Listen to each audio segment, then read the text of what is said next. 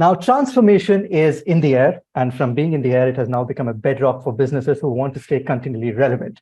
And here on Business Insider India, we are returning to our regular programming, trying to discover how businesses across the world are upskilling to stay relevant and push the envelope of innovation.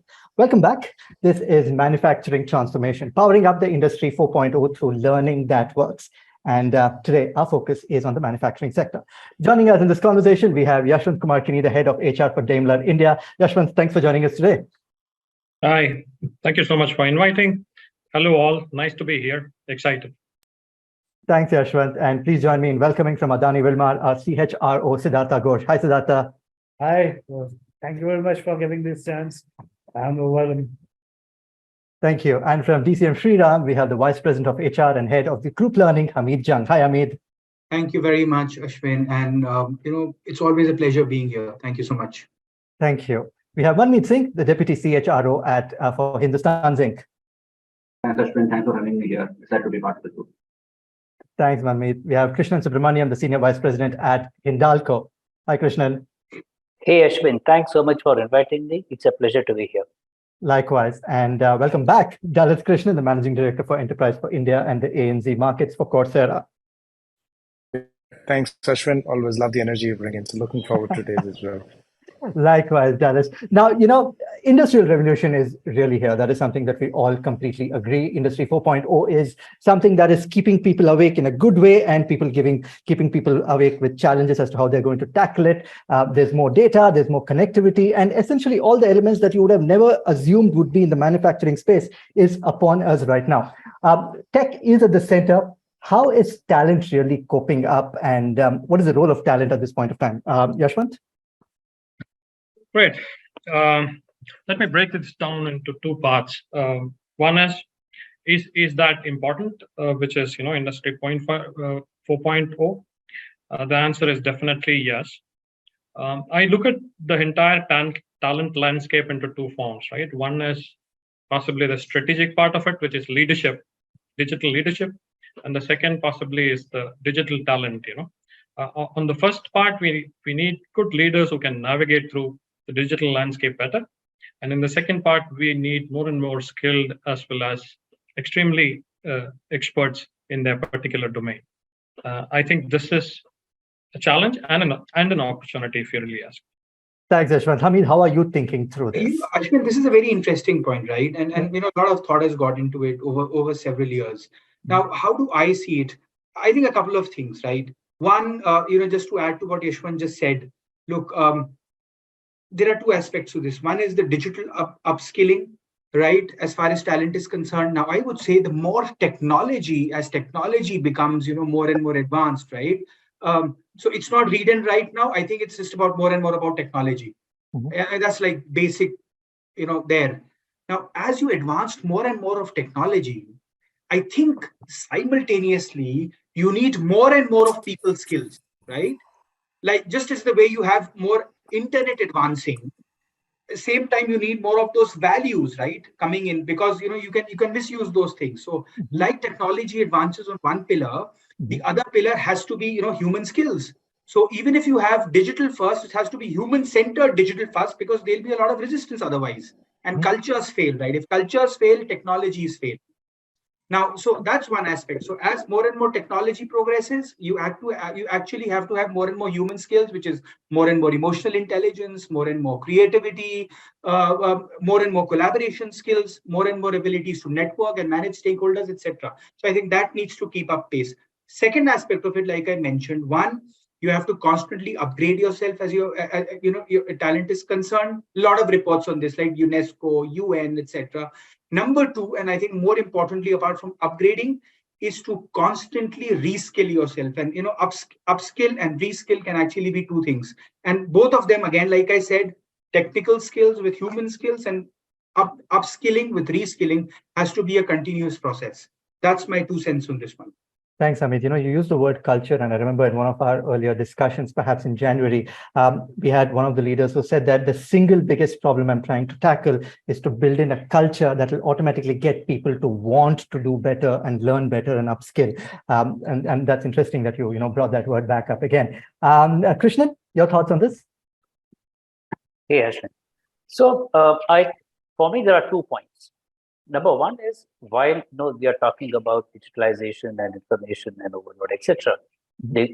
At the center, at the core is in terms of what is the ethos, because we can do a lot of things, but unless and until we have a common purpose and we have the right ethos, information can be actually misused to disproportionate a lot of things, and there are enough examples in the history, as far as this is concerned. The second important point for me is how do we remain focused? More often than not, whenever new things emerge in the market or new skills come and there are buzzwords, there is often a tendency to get scattered. Okay. Despite and yes, this is important for us as an individual, as an organization, as a humanity. The question is, how do we distill ourselves? How do we ensure that we remain focused and do those things which are extremely core and important to us, so that we are able to move in the direction in which either we are guided by our own personal purpose or by the organization's purpose. The question of ethos also rears its head up in AI, which I will talk about in just a moment, and how deep the discussions are at this point of time with AI and ethics, which have become such a huge central thing. We'll get to that in just a moment. I want to bring in Siddhartha out here. Siddhartha, tell us about where do you see talent in this digital transformation journey? See, currently it is 2023, which is running.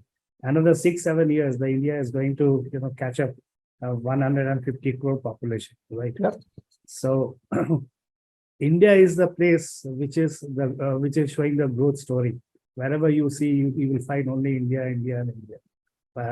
So there has been huge opportunity within our country, and I think as an Indian conglomerate, we are having our 5-year strategy plan, and just to cope up the future which is coming before us in terms of the increase in business. So we are really shaping up our team. A lot of talent management initiatives are taking place. How we see 1 year down the line, 2 year down the line. So everything is planned, and accordingly we are stepping up. And as far as the digital journey is concerned, you all have heard that we have the biggest digital hub created in India after TCS. So everything is in place. So these are the two areas, upskilling our people, whether it is manufacturing space or it is sales and marketing or digital space. Everywhere the upskilling is must. I mean, you cannot ignore that. And there has to be a very robust planning for that, and accordingly you will achieve your targets. Indeed. Thanks, Siddhartha. Manmeet? Yeah, sure. So beyond what all has been covered, I just have one point to add. First thing first, so technology, digital has been there for a while. Mm-hmm. And we've been talking about automating, digitizing, or looking at how technology can enable, say, either speed up the work or reduce manpower involvement, all of that for some time now. However, we need to realize that while technology cuts across horizontally across industries, functions, but one needs to have an in-depth understanding of the function before we bring in technology. And because we need to realize that the success in digital lies at the intersection of both technology as well as functional expertise.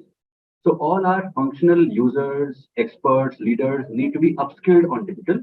All our technical digital leaders need to be upskilled on function, so that only when they understand each other better will they be able to adopt and adapt to this change. I think that's my take on that.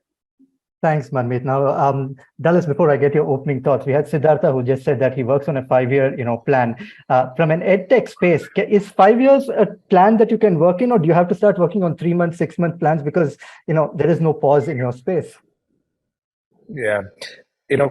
I worked in large technology companies, and I'm now in an edtech, and I can tell you the planning cycles are shorter here. So I'll put it this way: the long-term planning here is 3 years, right? So you can imagine. But that I know the manufacturing sector doesn't work that way because of the sheer amount of capex that goes in, and it's a very different dimension.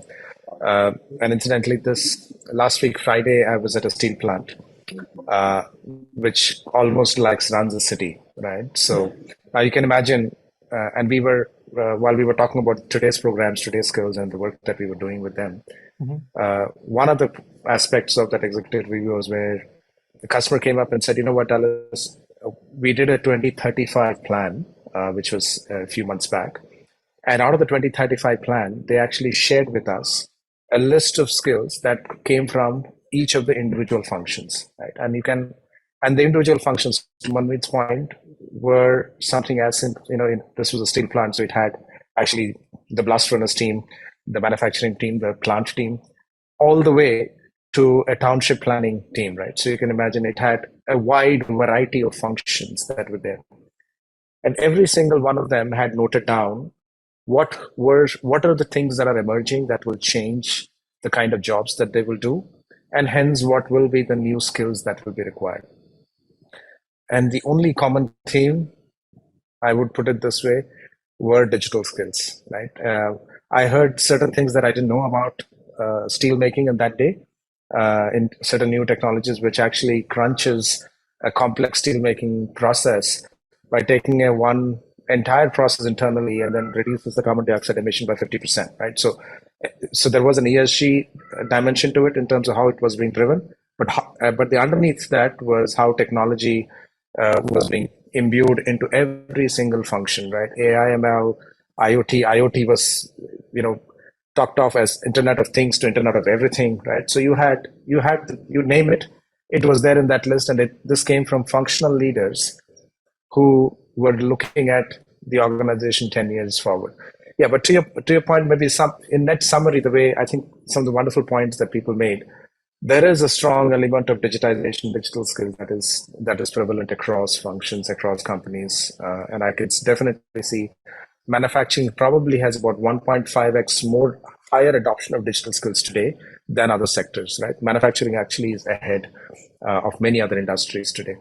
The second part is the element where the way people work is changing, right? And then that is changing the context of how leadership is driven. There was a study that we did on, with this emergence of hybrid work, and incidentally, this company that I went to had their entire technology team, procurement team, finance teams allowed to work in a hybrid mode, right? But some of the challenges that when we did a survey with a set of our customers, we found that 37% of the managers felt the team morale and culture actually worsened in a hybrid relationship, right? So you can imagine, and the other part was they said, as we became more distributed, as we were less closer to each other physically, 27% of them came back and said there is higher micromanagement that has come up, right? So you can imagine how these things will impact culture, and then hence the evolution of human skills and leadership skills attached to it will be an important dimension. Thanks for that, Dallas. Before I slip into our next theme, I'm going to do a quick, what we call a palate cleanser in our BI discussions, where I'm going to throw a quick question for a quick response. And what I'd like you all to tell me is that, what's the most difficult thing that you had to unlearn, which once you got past that, you were able to surge past with your thinking and your career? Something from your personal book of notes, which you can share as your leadership and thought lesson. And we could start off with anybody. Krishnan, can we start with you? So the thing I had to unlearn was in terms of, how do you actually use media or medium effectively to communicate to people? I mean, we were never used to this before, and I had a fixed mindset and a fixed thing. And come COVID, this is something which I had to completely unlearn. And probably it's now much better than what I was 2 years before. Lovely. Yashwant? I cannot agree more. I mean, the gray hair speaks for itself. So we all come with a very strong mindset, and this pandemic really, in a way, I don't know if it had helped or otherwise. In this case, it did help in understanding how well we can do this, and also, creating enough productivity tools around it so that we don't miss anything. So in that sense, I think that's the biggest learning or unlearning that happened. Superb. Hamid? Look, you know what? This is a very interesting point, and I'll tell you a very practical thing which happened with me throughout my career. Right, I've always worked for typical American multinationals. So 15 years General Motors, 10 years with about GE, right? Then with Baxter, and then with DCM Shriram. Now this is the first time I'm typically working for an Indian organization, right? Now I realized one thing, that what is actually unlearning, and we keep on using this term unlearning, right? I think when actually I see this now, the first step I realized what is unlearning. I think the first step is unlearning. In unlearning is accepting, right? Accepting reality, because unlearning is not forgetting. Right. Unlearning is a conscious process. Forgetting is something which can happen naturally, right? So the first thing which I realize is, how do you unlearn? So one is accept it and then move on. But I think this, if you can really accept it and unlearn, it has great numerous benefits. Now, I worked throughout in the last several years in hybrid mode, right? Primarily work from home and then work from office. Now, when I accepted this, look, you have to work from office. That's how it's going to be. There are innumerable benefits which actually come in once you start accepting, once you start unlearning. And primarily, one of the things which I unlearned was come to office, work 9 to 6, 9 to 7, as the case may be. Coming to office, by the way, has got innumerable benefits. By the way, I was doing some research a while back, and it was an interesting one. Trust, if it gets broken in a virtual environment, like COVID, this thing is impossible to build. But if it gets broken in an environment where you meet people and talk to them, it's still possible to kind of build it. So I think innumerable benefits which actually come from there. So I think unlearning, accepting, and then I think really moves the way forward. Wow, lovely. Thank you for, really going down to what the essential of unlearning is. I'm going to remember that for a long time. Manmeet, your thoughts on what you had to unlearn to surge right past? So I believe it's a continuous process. I mean, you evolve through this process by unlearning certain things as you deal with newer people, newer generation. As you move locations, you meet different kinds of people. So you have to unlearn certain things, how you dealt with the previous set of people that you were interacting with. So and that's how you evolve as an individual, as a leader, or as a professional in your journey. I think that's a continuous process, and you need to do that subconsciously, consciously, time and again. I agree with Amit. I think. So to say, I think a lot of these disruptions that have come in place, for example, COVID, technological, Industry 4.0, all these are just helping us evolve or mature as individuals better. I think so. In a recent example that I can share, I recently moved from a corporate role to a business role. So the way I used to interact with people was very different there, and now the way I'm interacting with people here, I have to carry a different personality with them in a different role. They want to see me in a different avatar, talking different language, because your population has changed entirely. So they want to see you embodying that kind of a language, that kind of a thought. So I think you have to continuously play that role, rather change those hats again, depending upon how the situation is. Thanks for that, Manmeet. Siddhartha? Yeah. So, I think this is purely a change. I mean, human behavior is as such, we are not susceptible to change. If I'm having my telephone on my left-hand side desk and somebody removes it and keep it on the right-hand side, the next day morning, the first thing what I'll do, I'll take my phone from right-hand side to put it in the left-hand side, right? So it's very difficult, it's unlearning. Once you start unlearning a thing, it is all about accepting the change management. Just to give you an example, during COVID period, our generally 8,000 to 9,000 people are on the field. They are directly reaching to retailers, distributors, depot, and everywhere. So they were all traveling all the way. But during COVID, we stopped that, and initially we thought that the business is gone. But to believe me, we did 126% more business during COVID period sitting at home. So this is something which is a learning for all of us. Lovely. Thank you for that. And returning back into our main programming after that bit of a palate cleanser. Yashwant, I want to pull you into this discussion right now. And again, this is about, from a very macro perspective, what are the digital skilling initiatives that you think are imperative when it comes to the manufacturing sector, which you think it's not just your business, but the entire industry should start paying more attention to, so that, everybody just benefits? I think here there's an opportunity for all to come together. So industry, as well as government, as well as academia. Let me try to put a few things, and I'm sure our panel members will add on to it. At an industry level, it's for us to understand what actually this whole concept of 4.0 is, and how do we create, as I had started, but maybe not explained, leaders who I would like to call as digital leaders, right? So they are in a space where the technology is moving very fast. They have to deal with highly networked teams, and the ecosystem is also, cross-functional or cross-hierarchical. I think some of the elements were discussed earlier. Now, looking at these three elements, how does a leader navigate? I think in addition to the fact that we talked about culture, we talked about, emotional intelligence, we talked about traditional, motivation, inspiration, and all that. In addition to that, I think a couple of things that needs to come into play is possibly an agility, which is very different, in a fast-paced technology. That's one additional thing. And possibly another thing is the whole concept of understanding digital world, right? The struggle, and I would call it a challenge. And now we are trying to look at it as an opportunity. Is how do leaders really look at the whole digital space and understand it better and navigate it better? On one side, creating those leaders is what I would say. Second is partner with, government, academia to create more learning. Clearly have a roadmap, remap the whole skilling area for self as well as for the society. So this is another thing which we could do as an industry. I think government can do a lot, if you really ask me. And the reason is, if you look at the capacity in terms of vocational training, there was some data which says that it is about 1 to 2% of the total, working population, which is quite low, which is in most of the countries more than 10%, right? 10, 20%.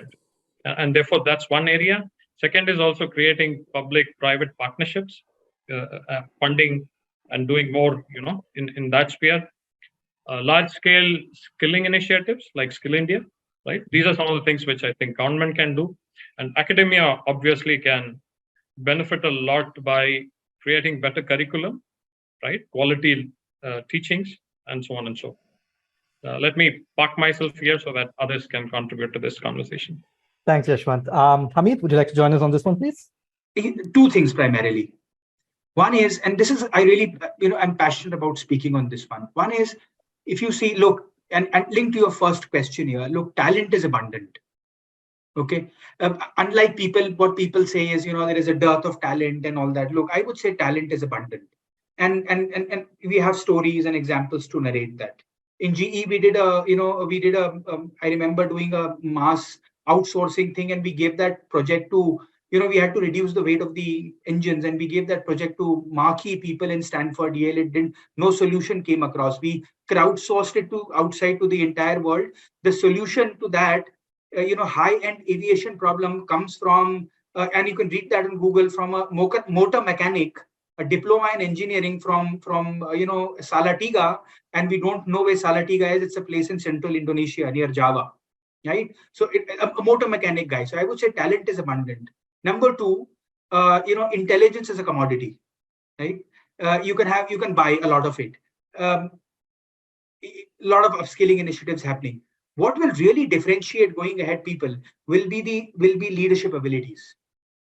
And those will be critical differentiators. So while we'll have initiatives around, say, product designing or cloud computing, graphics, agile, various other things going on.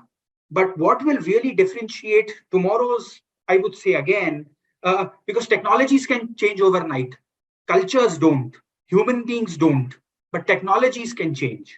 Now, so what would I say? I think leadership will be critical differentiators. And for leadership, we keep on talking about something called as soft skills. And I really abhor that term, because I think these are not soft skills. These are the hardest skills. These are the skills which form the bedrock of your leadership, right? And bedrock is anything but soft. So I would say skills like how do you deal? I was dealing with, a manufacturing folks. I was doing a workshop on emotional intelligence a while back. What those tech champions actually said, sir, data we can learn. But these are skills that how do we manage ourselves better? Right? So how can we become more emotionally intelligent? Do we have the art of storytelling?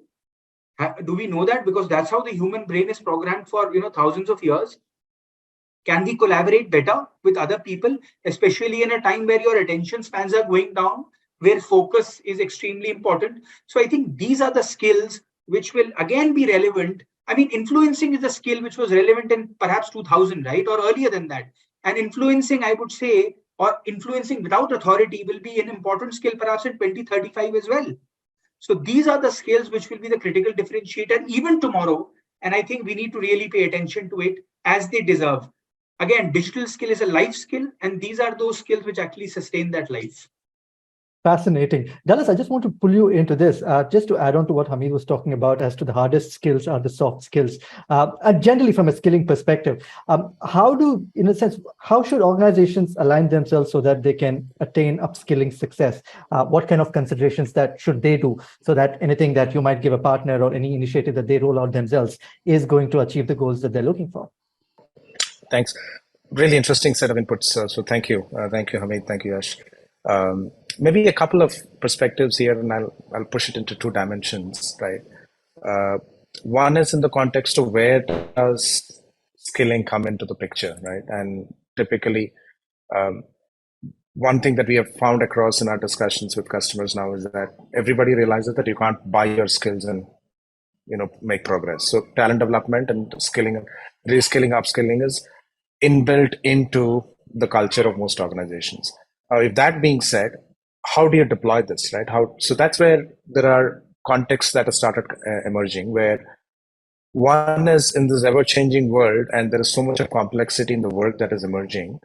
There is a constant learning that is required in the flow of work, right? So there is which is in the context of, let's say coming into this meeting, I wanted to find probably a better way of telling a story, right? Now, is there a way I can get that in a small snippet in a very short form so that I'm able to pick something in the context of the flow of the work that I'm delivering at that particular moment? So that is one dimension that's coming in the context of flow of work. Now, this doesn't necessarily lead to transformation led skills, but these are that make you enable to become better and have better productivity. The second part, which typically comes, is job roles are getting redefined, and there is an IBM study which said about 60% of the content in the role that is there today will change in about 5 years' time, right? So they say the content of that job will change because of the sheer number of new things that the same role is supposed to do. A lot of them impacted by technology, and a lot of them impacted by other aspects that the industry is doing. So there comes typically the upskilling agenda that comes in, that my job role today as a data analyst, how is that changing, and how do I constantly upskill myself? It could be in the context of tools, it could be in the context of new frameworks, it could be completely new thought leadership that is emerging. So people have to keep up pace with that part, right? So that's typically to do with, okay, my role today, but how that is evolving in the near term, and how do I constantly do that? The third part, which is emerging with the rapid adoption of technology, especially technology is getting into areas where there is a lot of repetitive work, and that is eliminating a lot of jobs, right, at the bottom. Now that, you can call it automation, right, with the latest buzzword on this is about obviously the generative AI that's coming. In manufacturing, there is robotics, and there are a lot of these things that have, when RPA has come in the context of shared services work, right? You're starting to see many of these automation-driven trends that are coming in that are eliminating lower level jobs, right? And these are typically entry level jobs or early stage work, which is going away. So the way the new jobs at the entry level are getting created, it's a higher level or higher order work that you have to do. And hence the entire gamut of reskilling is coming. You can't just take in people and in every 3 years time with a rapid shift in the work profile and on automation, throw them out, right? So constantly, how do you feed this into this higher order work that is coming in, and how do you move the people into that by reskilling? They have to do stuff that they've never done before. An automotive industry is probably a perfect place, right? I see engines were the heart of that for such a long time. I guess today they have to learn electrical motors, right? A mechanical engineer never studied electrical motors in his engineering college, right? So think about it. It's fundamentally shifting and reskilling those people. So I think these three dimensions is what we see. To support that, there are multi-format, right? And I think there are plenty of senior leaders here. There is the digital format, stuff that can get in quickly, available at the time of where they need. Then there is a lot of work that is going on around hybrid learning, where you combine a lot of digital assets and physical engagement together. So that those are evolving, I would say, formats of learning that are coming in the context of impacting at scale, making the transformation at speed. Just a curious question. I know that the buzz over the last 3-4 months has been all about AI and LLMs, large language models, effectively what people are calling AI right now. Just a curious question: what is it going to look like for enterprises that are upskilling to have an AI, component really aiding them to be able to think better? And how is it changing the landscape for you if it already hasn't? So. Do you want me to give a technologist view here? Because and our CEO, when it got launched, and he actually said he shut himself off for 15 days and was just playing around with the model, right? Because it's fundamentally it can change the way learning happens, and either AI is a participant in our business and an enabler, or it will disrupt us completely. Anyway, so in that context, our early stage experimentation in this, we have looked at two dimensions. One is in the context of an individual learner. How do we bring, we all know that when we learn, it is always better if there is somebody who's there to coach me, right? A coach-driven learning or an expert-driven learning can always help. So how do you bring a coach element or an expert element in my learning process? And that's one aspect of work that we've done. We just had, our global announcements last week at a Coursera conference, which we'll be making announcements in India next week, where we are going to launch this feature called Coursera Coach. Now, fundamentally, the way it goes is, I'm going through let's say right now, I'm going through a course from Emory on management consulting, right? I'm trying to make my communication skills better, etc. That's my personal development work that I'm doing. But it's a full course specialization, 90 hours of work, right? And as I'm going through that, and I have exams to write, I have my day job to do. There are some videos which are really long, 17-minute long videos. And before I went into that, I actually did that, so I brought in my Coursera coach and said, can you just summarize this into 5 things that I can take away from this video? It gave me that. Now, from there, the next thing that I did was, my job as a professional in this industry, I'm trying to figure out how does this relate to me, right? So that was the other area where it gave me a few examples and something that, I could translate what was a structured standard format course and made it very personalized to me. So that's one element where we're bringing an expert network sort of a thing on top of that.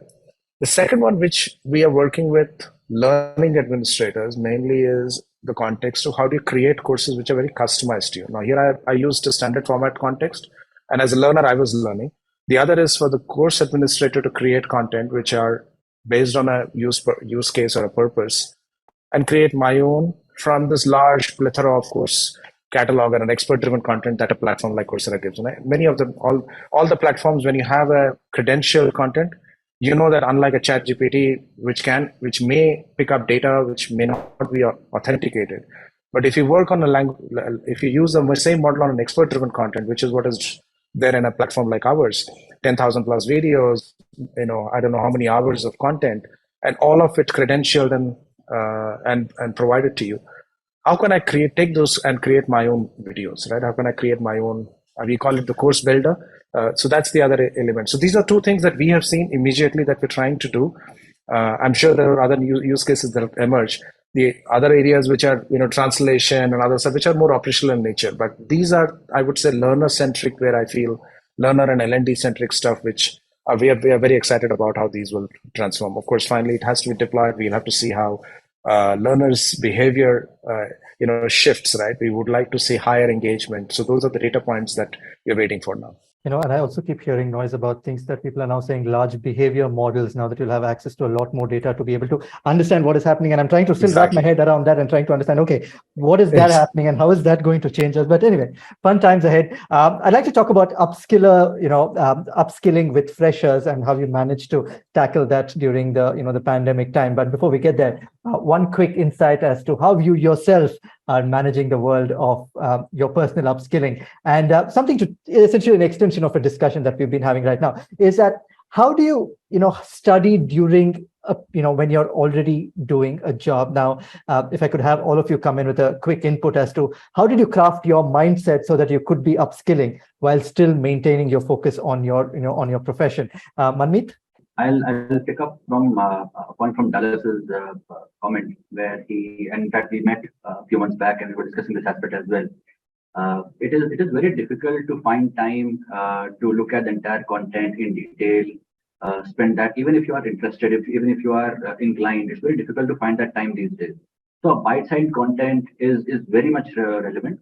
The only thing is that there is so much content available in the market. How you actually zero in down to what is that is for me within this space. So I think that is where I tend to partner with other good uh, uh, say websites or applications or good groups where people recommend good articles or good. I think those are my ways and means to keep myself relevant, being aware of certain subjects because there are plethora of things available. So first of all, you have to skim and scan and see what is of my interest, and then you have to go down to okay, how do I quickly look at certain things, and then you have to start to drill down into what are those things which I want to go in depth about. So I think that's how I actually keep myself updated, upskilled, or continue to work on these things. Thanks, Mamit. I have a quizzer friend who is generally a curious person, and he says that upskilling or learning new courses is a nightmare because I find everything interesting and I start with everything, which is a different problem. Krishnan, how did you hack your, your mind space to be able to, upskill while you're still, working? I did two things. Number one is when I'm in touch with my team on a regular basis, there are a few things they'll keep saying, and okay, you said this, you said this. All right, to get some things from them, go through it, peruse to it, and then figure out what is it that's more appropriate for me, and what is it that I'm interested in. So I think that's one way which I normally, because the team actually brings in more energy and they help me remain more close with the work. So that's one area which I do. The second thing which I often do is, I have subscribed to a lot of these bookstores, magazines, newsletters. So there are a few things which keeps popping up. Now, things which I feel relevant with respect to my professional area or my personal area, which with respect to my goals or with respect to the area which I have shortlisted for myself. I go deep into it and then take it with, and go deep into it. The only difference here being that since on the same topic I have received multiple inputs, I now have the choice to decide which one to choose and which medium to go to. Nice one. Yashwant? One of the hacks is possibly what I would call it as a reverse mentoring by one of my team members who's young, who's come in new. And therefore, anything which is digital, new age technology, including, for example, going for the first time on ChatGPT, all that is something which I learned through this young gentleman with me. The second thing is I am quite reflective, and therefore many of the learning I have to do is deep learning, in terms of reading a lot. What I find is that if I continue reading the same thing for long periods of time, I get either sometimes bored or distracted. I don't know. Therefore, in my, say, Kindle, I have at least 3 books opened at any point of time, so that, So these two hacks, I would say, were quite useful to me in learning.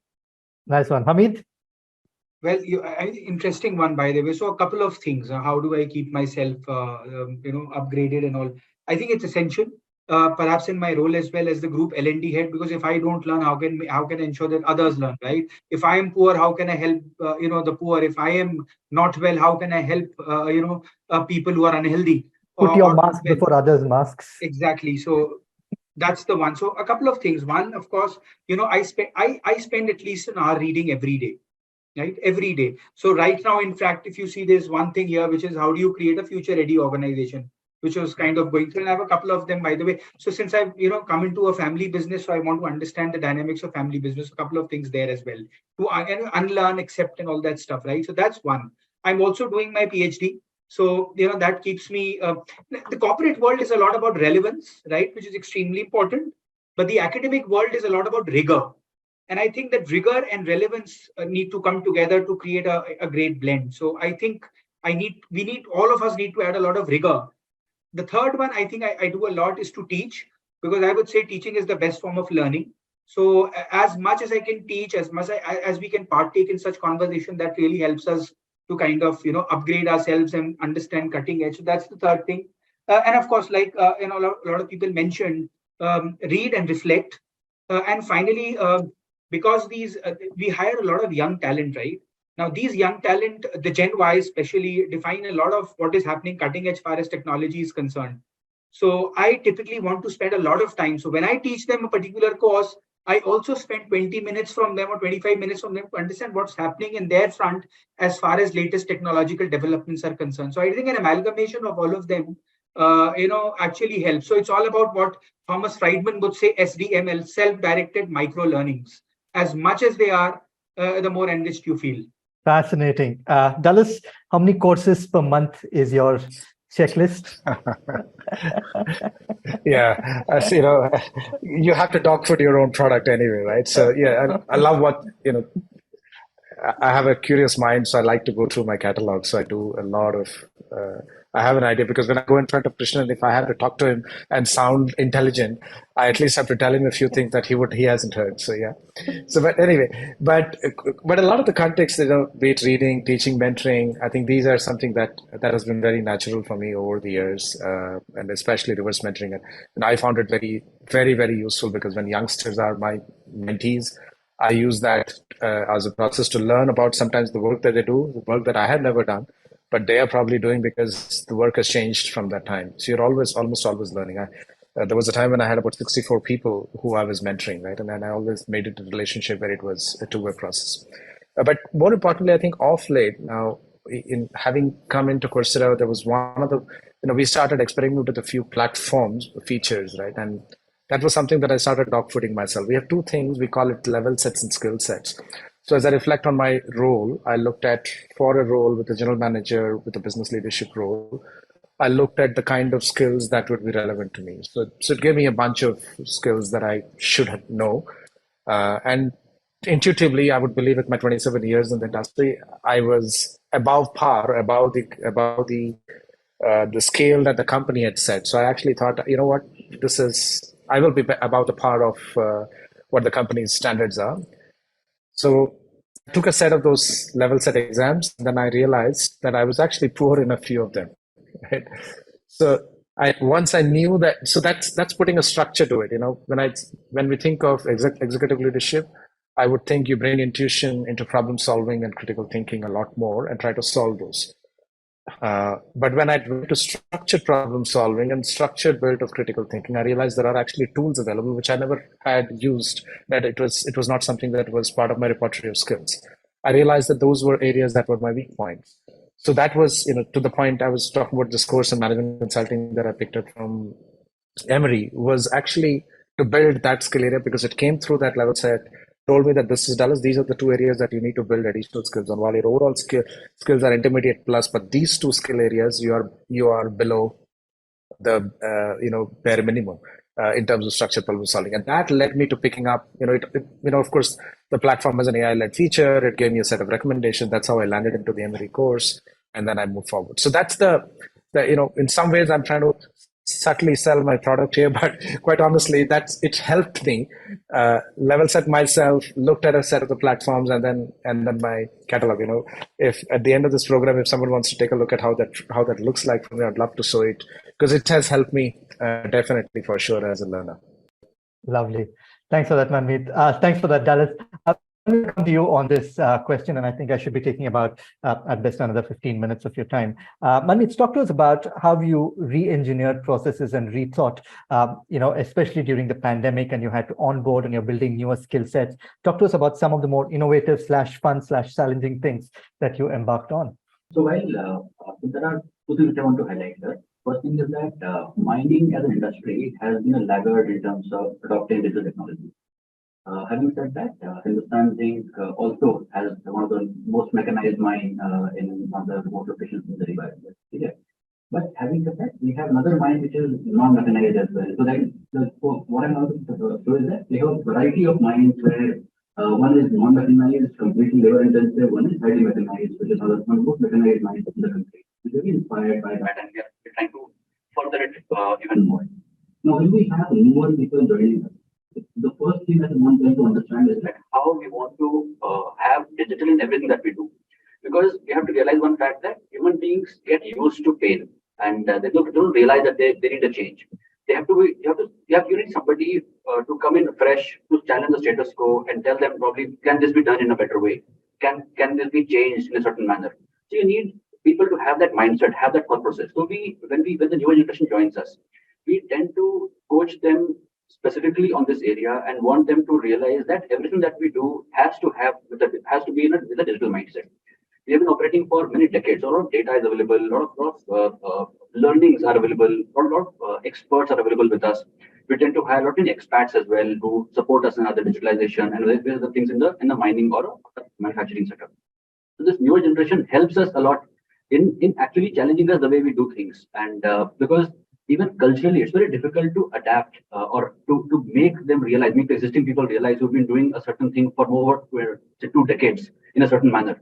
So you need this newer generation to actually help them realize or accept that change. So they actually help us become the so-called catalyst for bringing this change in a great manner. So this newer generation, especially again in COVID times, because we had to reduce our involvement or man-to-man interaction a lot. So we had to also move towards digital in a certain manner, either as something as small as how do you want to say punch in for that matter? How do you want to ensure that there are less more people? How do we look at how we can reduce the number of interactions that we have? So you have to have more and more digital ways of interacting, digital ways of ensuring that the business doesn't get impacted. But a lot of things are infra-oriented. A lot of things cannot be done immediately. It requires a lot of time to say invest, a lot of capital to change the way things are done.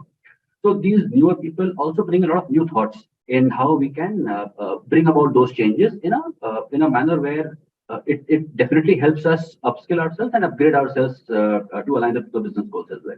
Well, and the immutable law of business goals is that there is an ROI on every investment. I want to. In fact, I also want to add to here that see the way to help them adapt to this is that you have to ensure that you are able to monetize every digital intervention that you do. And when you say monetize, it doesn't mean that you need to get money out of it, but you have to actually make them realize that everything that you do has to have a measurable outcome. And so that you can see for yourself that is something that you implemented actually helped us bear some fruits. That also helps us a lot. Indeed. And how do you measure that? What's a success metric, Manmeet? So it starts from what we intend to do. For example, if I take a large scale example, so we intend to go carbon neutral. We intend to go, so for example, ESG is a very, very big bucket for us as one of the key pillars in the company. Again, being from metal mining, it's very important for our community as well. So having said that, we have first introduced now as the first battery operated electric vehicle under the underground mining space. So to have that enabled, a lot of things around that was required. So we are preparing for at least 1.5 years to have the first battery operated electric vehicle under mine to help us say either a jumbo or a loader. So those kind of things are to be done. So to arrange for, because to ensure that those things have the right amount of power, you need to operate a battery station downstairs, you need to have maintenance crew downstairs. A lot of things have to be done around that. So when you make this kind of a change, you have to break them into small milestones.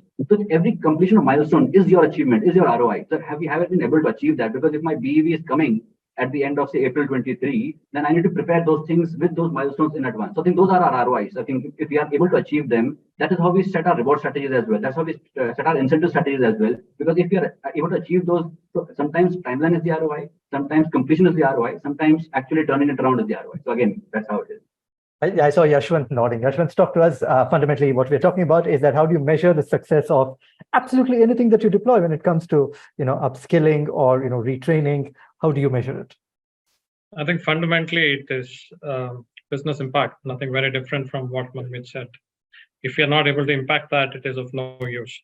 So, for example, and since you started off with remote working, we first is the mindset change that we had to bring in, and after that, we had to really see through a lot of requirements plus what is available with knowledge partners in the market, and then pick a lot of those things.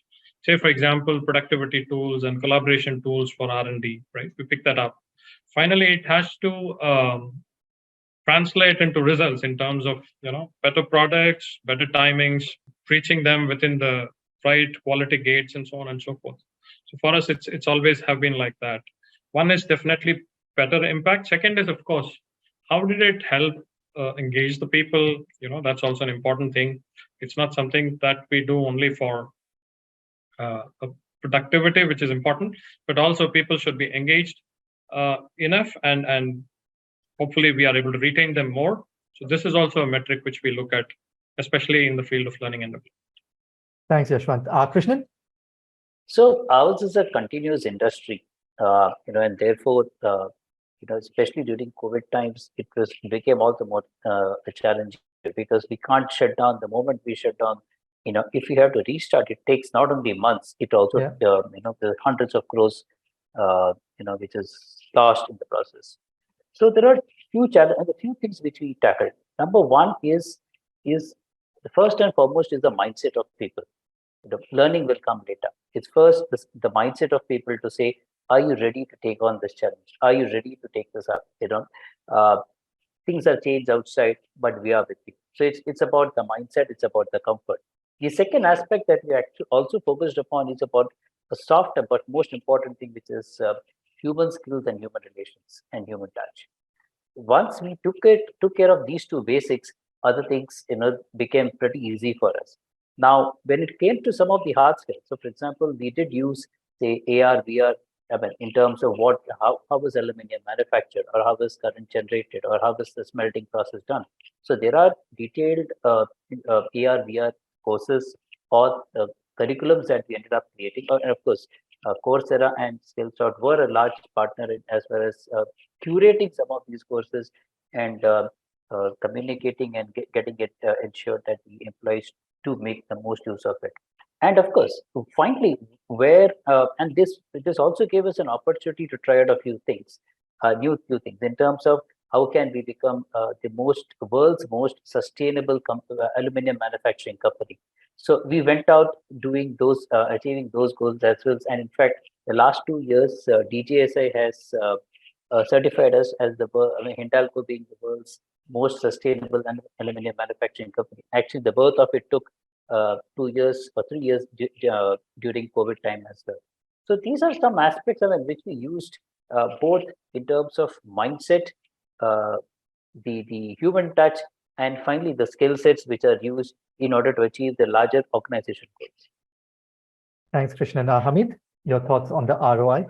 So, a couple of things, by the way, on this one. One, what is it that we did during the during the pandemic, right? And what is it that were unique to us? Number one, it was the era of the classroom workshops, right? Yeah.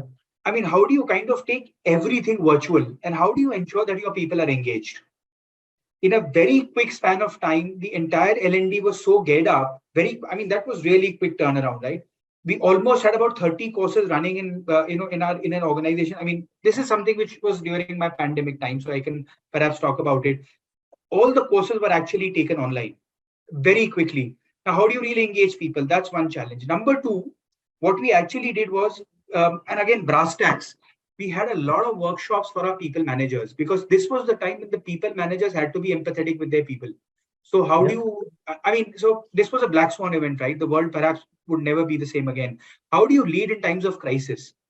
We had our entire people managers, in my earlier organization get covered with this module. How do you lead in times of crisis? And a lot of discussions around it. What we actually launched at that point of time, we called it as people manager forums. Every quarter, there was a topic related to people, where people managers actually came and discussed that. So, a topic on growth mindset, how can we kind of build more empathy with people? How about well-being? So these were a lot of discussions where people managers had to become better. Third thing, and most importantly, which we did across entire Asia Pacific, was to ensure that all our employees are upgraded. So through a questionnaire, we understood, almost 12,000 people where they are. Are they at the bottom of the pyramid as far as digital fluency is concerned? Are they at the middle of the mountain, or are they at the top? Once we understood where people are, those 12,000 people, will map each one of them, and basis their level, we actually gave them several courses which they could do for upskilling themselves. Now, the ROI was post measurement. When we actually did this for about 8 months, we actually saw the entire level of the organization going up as far as digital upskilling is concerned. So number one, people who were not digitally savvy started learning newer skills. People who were fluent actually learned 2 or more skills. So the entire mountain kept on moving over a period of time. Now, this actually led to more. We actually measured more customer satisfaction, better reach out, better financial metrics, we measured people manager effectiveness in terms of how they dealt with people. The scores had rapidly gone up because we every 6 months we do a pulse check and we have a scorecard for every manager. We also saw our during those tough pandemic times, we actually saw the culture scores going up in our best places to work survey. So everything was done, everything was measured. That's the ROI. Fantastic. And Dallas, closing thoughts from you. What are some of the more common ROIs that you have seen enterprises adopt as a way of measuring their, programs? Yeah, no, it's a wide gamut, and I think it's probably an area which still keeps evolving, right? Traditionally, I would put it this way, that we call it something called as classic metrics, which is traditionally people have looked at something as simple as activity-driven metrics, how many learning hours per employee, etc. Right? So there was a bunch of stuff that people did, and then we have seen that evolve from these activity-based metrics of how many hours people did and stuff, what kind of courses and how many people I sent them for higher education and stuff. There were a bunch of, and how the budget was fundamentally utilized. That's a very traditional view. But we are starting to see a lot of companies move towards the right, especially professional services are a lot more on the right-hand side, where they're aligning a lot more role-based ROI, right? Which they say, okay, here is your role. In that role, what is it that you need to learn? And then from that perspective, and then say, how is the skill mastery of that individual from the time he got into a program, from the time he exits? How is the skill mastery that has grown, right? So there is a measurement of skill mastery from the time of an entry into a particular course to the time he exits. There is an emerging area where people are starting to link it to output and work, right? So that's the holy grail, which I think is still, which needs to be solved by learning platforms, by working with, on the other side, the skill inventory platforms. I think that's an area where some work is going on. There are some new emerging platforms like Gloat and others that are coming in, right? So we're starting to see some collaboration there. In that area, I've seen a couple where in professional services, people have measured something as simple as how many roles have I insourced, right? Top skill, strategic roles have I been able to insource? Because typically, because of a skill gap, I'm outsourcing those roles. And these are strategic roles in nature, not operational and transactional. I would love to insource those roles. So there was something as simple a metric as insourcing of roles that I've seen a few companies measuring. Another one, this was a consulting professional services company. They measured themselves in the context of people who went through a particular program, how many micro assets they created, and how those micro assets could be deployed in reducing the scope, the estimated work, right, which increases the profitability of a particular project. So this was a project-driven organization. So people went through projects, through courses and enablement, learned a higher order skill. With a higher order skill, were they able to create assets that they were able to deploy in the projects that they were engaged in with their customers, shorten the time. Customers got value earlier. For them, they were able to deliver with lesser estimate of man hours, so that repeatability would happen. So that was one of the other one that we saw.